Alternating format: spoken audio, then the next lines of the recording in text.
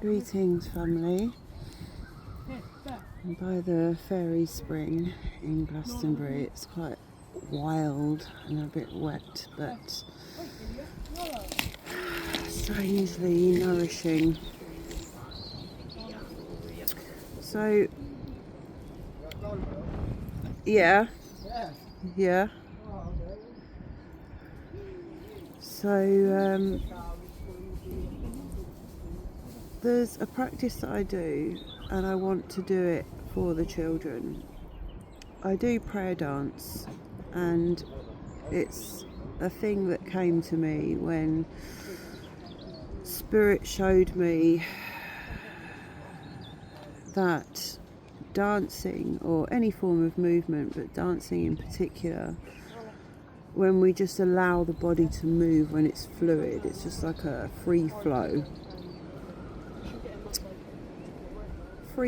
sacred, fluid movement, right? However that looks.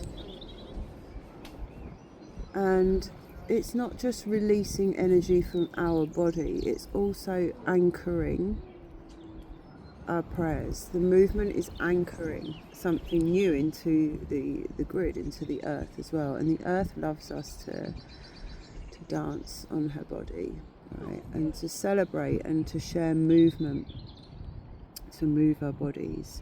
So it's a bit like incorporating the movement with the intention to release and move old energy through, but also to anchor in our prayers and our intentions for this earth, right?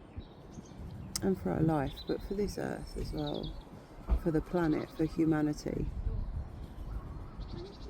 So I call it prayer dance, and a couple of weeks ago I let myself get sucked back into the information being that everyone's overstimulated with, but everything that's coming out now, it's like we know this already. A lot of us have delved very deeply into this in the past, come to a personal place with it, and it has a role in what we value in this world and what we wish to offer in this world, and the impact, the changes we wish to see in this world. So I know my own body, I know the points at which it serves me to receive information from the mass consciousness and from the news and the happenings, and when it doesn't serve me.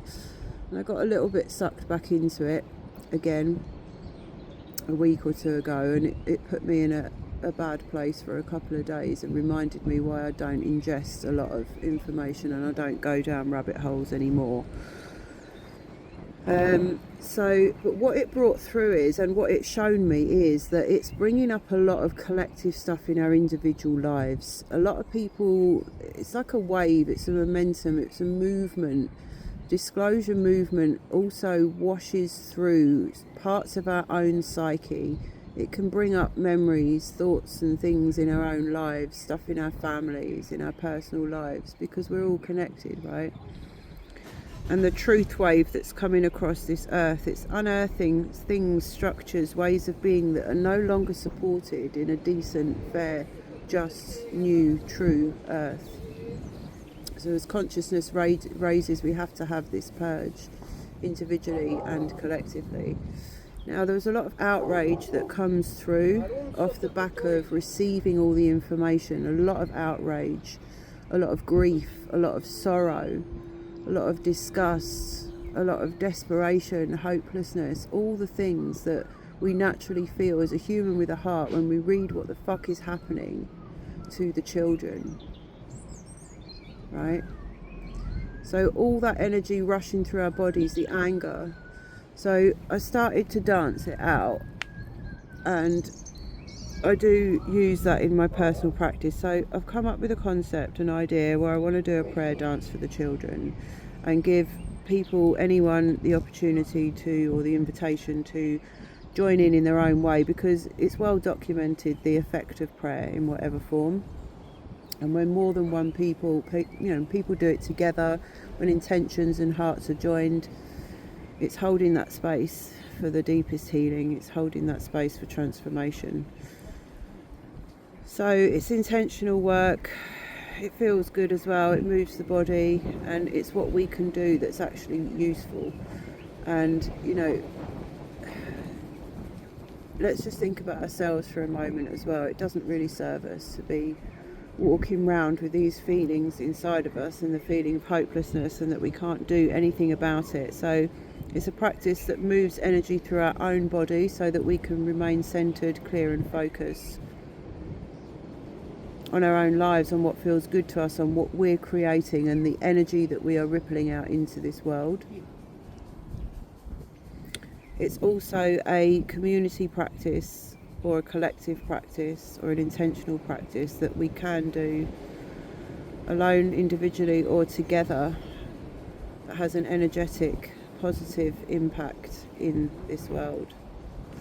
And we can use it as a ceremonial prayer dance. Basically anchors those prayers, your heartfelt intentions, into Mother Gaia, into the grids of this earth, and is witnessed. We are witnessed by the earth. We are seen, held. And it's these practices that build the architecture for the new. So I'm going to do a prayer dance. I think I'm going to share it on here. Let me know if you want to join in, if you're interested. It'll just be a practice that I'll probably post and then continue to evolve with. And we're gonna open up the movement of the body with the wave spell, which is another practice that I use, which is based on Mayan shamanism, the Mayan chart, birth chart and perspectives, where we move the air, the breath and the movement through the 13 joints of the body to open up the body, to center our intention, to connect to the earth. And then we allow space for release, for whatever way the body wants to move, to release what she is holding or what she wishes to express. And then we just bring in the intention, our heart's intentions, anything that it is that we wish for, that we're praying for, that we visualize, that we vision, that we wish to bring into being for ourselves, for our families, for this earth, for the children. We visualize that world of safety, of peace, of right relationship with the earth, with the mother, with the feminine, with what is right and true and just. And then we use our movement, whatever way the body wants to move, just let it free and just anchor that into the earth. So yeah, I just wanted to put that out there. I want to share that little idea. Yeah, and once I've spoken it into existence, then I will put it into motion.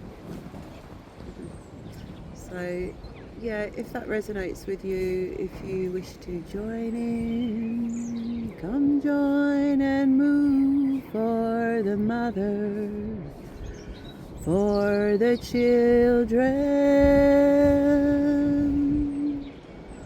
that we hold in our hearts, so much more with the divine expression of love and safety and peace that wishes to be felt and anchored in this world, and it comes through us, through our heart's intentions, through our willingness to move.